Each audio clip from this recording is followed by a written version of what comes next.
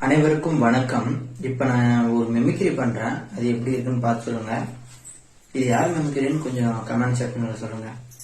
அண்ணாத்தான் தங்கச்சொன்னாய் கச்சுச்சானத்தான் நானும் போய் பார்த்தேன். போன ஜென்மத்துலதான் உனக்கு பண்டாட்டு, எந்த ஜென்மத்துல அவள் எனக்கு பண்டாட்டு.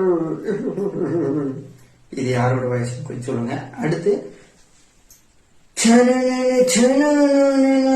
பக்தர்கள் அனைவருக்கும் சுவாமியின் பணிவான வணக்கம். ஒரு காலத்தில் அரசர் வாழ்ந்துட்டு இருந்தார்.